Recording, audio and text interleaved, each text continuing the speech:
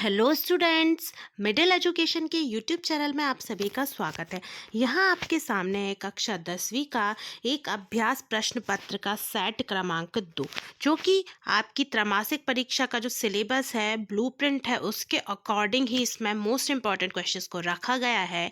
जैसे कि कल आपका हिंदी विषय का पेपर है, तो यहाँ पे मैं जो मोस्ट इंपॉर्टेंट क्वेश्चंस है उनको यहाँ पे करवाऊंगी, साथ में उनके आंसर भी बताऊंगी। यदि आपने चैनल को सब्सक्राइब नहीं किया है तो चैनल को सब्सक्राइब कर लीजिए। उसके साथ साथ वीडियो को लाइक और शेयर करना मत भूलिए। तो चलिए हम यहाँ पे बिना टाइम वेस्ट किए वीडियो को शुरू करते हैं और देखते हैं यहाँ पे प्रश्न क्रमांक 1। इस पेपर का जो पीडीएफ है वो आपको डिस्क्रिप्शन बॉक्स से जाके डाउनलोड कर लेना है, और साथ ही साथ जो भी और अन्य चैनलों या फिर अन्य वेबसाइट पर आपको रियल पेपर दिया जा रहा है तो उसके भ्रम में या फिर किसी भी तरीके से कंफ्यूज मत हों, क्योंकि यदि आप अपनी तैयारी अच्छे से करके जाएंगे, ज़्यादा से ज़्यादा क्वेश्चंस को पढ़ के जाएंगे, तो आप डेफिनेटली एग्जाम में अच्छा स्कोर कर पाएंगे। तो फर्स्ट है यहाँ रामचरितमानस की भाषा है, तो इसका आंसर जो हो जाएगा option number first Braj. Second यहाँ पे हम देखेंगे उत्साह कविता में बादल किसका प्रतीक है, तो इसका जो आंसर हो जाएगा वो आपका हो जाएगा क्रांति का, तो ऑप्शन नंबर 2।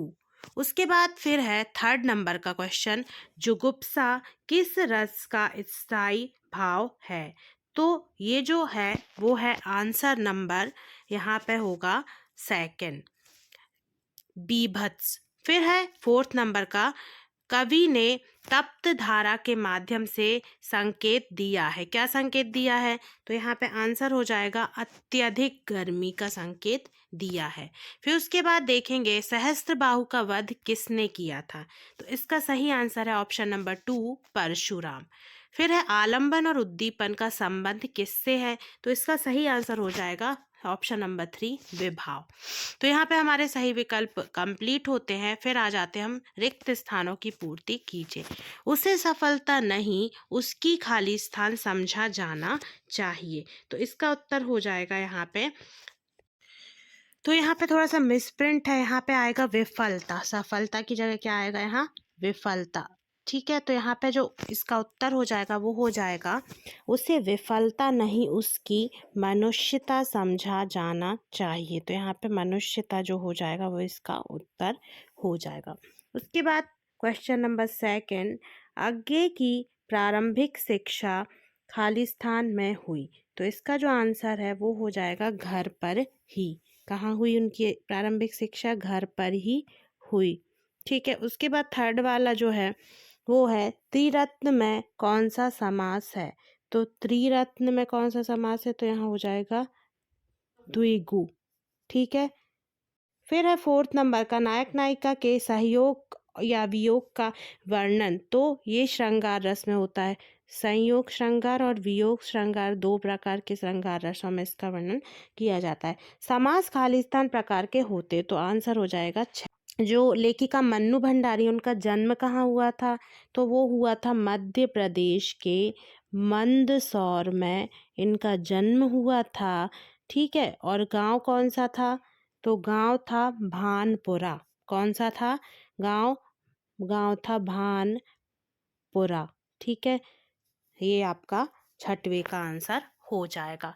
ठीक है ना, अब उसके बाद आगे बढ़ेंगे और देखेंगे प्रश्न क्रमांक 3। उसके बाद प्रश्न क्रमांक 3 है सही जोड़ी बनाइए, तो इसमें संस्कृति का है भदंत आनंद कौशल्यायन, ये इनकी रचना है। फिर है कन्यादान, तो कन्यादान का हो जाएगा सेकंड नंबर पे, इसका हो जाएगा ऋतुराज। फिर उसके बाद थर्ड है मैं क्यों लिखता हूँ, इनका हो जाएगा अज्ञे। फिर है चौथा अधिक बोलने वाला वाचाल, प्रत्येक चरण में 16-16 मात्राएं होती हैं चौपाई छंद में, और अनाज न जाना आगे टेढ़ा जो है वो है लोकोक्तियाँ। अब उसके बाद हम आगे बढ़ते हैं, देखते हैं प्रश्न क्रमांक 4। प्रश्न क्रमांक 4 क्या है, सूरदास वल्लभाचार्य जी के शिष्य थे, तो यहाँ पे आपको सत्य असत्य लिखना है। तो पहला वाला जो है इसका वो हो जाएगा सत्य। दूसरा है मृदंग एक तरह का वाद्य यंत्र है, तो ये भी कैसा हो जाएगा सत्य। तीसरा न्याय के अनुसार आचरण करना न्यायशीलता है, तीसरा भी सत्य। जो जीता ना जा सके उसे अजेय कहते हैं, ये भी सत्य हो जाएगा। फिर दोहा एक सममात्रिक छंद है, ये भी सत्य है। आदमी ने पहला आज का आविष्कार किया, तो यहाँ आज ना होके आग होगा, तो ये भी आपका सत्य हो जाएगा। अब उसके बाद हम आते हैं प्रश्न क्रमांक 5 पे। एक वाक्य में आपको उत्तर देना है। राम लक्ष्मण परशुराम संवाद किस घटना के कारण हुआ?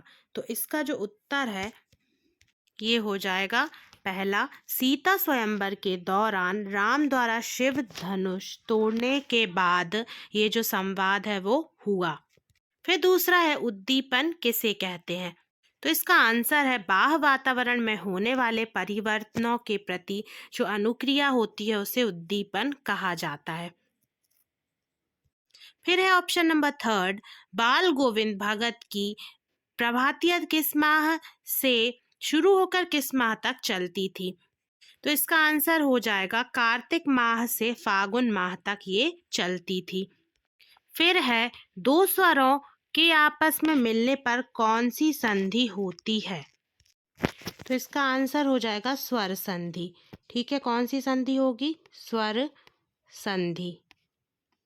उसके बाद है 5वां, आम के आम गुठली के दाम लोकोक्ति का क्या अर्थ है? तो इसका जो अर्थ है वो हो जाएगा दोहरा फायदा। ठीक है, क्या अर्थ हो जाएगा? दोहरा फायदा होना। ठीक है, उसके बाद है 6वां, हिंदी का स्मरण शिल्प में लिखा गया पहला उपन्यास कौन सा माना जाता है? इसका आंसर यहाँ पे देखेंगे देहाती दुनिया, जो कि शिव पूजन सहाय के द्वारा रचित किया गया है। तो इस वीडियो में जो आपके पूरे ऑब्जेक्टिव टाइप क्वेश्चंस थे वो मैंने एक ही वीडियो में कंप्लीट करवा दिए हैं, और साथ में इसका पार्ट नंबर 2 जल्दी से यहाँ पे आएगा। तो आप चैनल पे बने रहिए, लगातार आपकी तैयारी के लिए वीडियोस आज आते रहेंगे। तो मिलते हैं नेक्स्ट वीडियो में।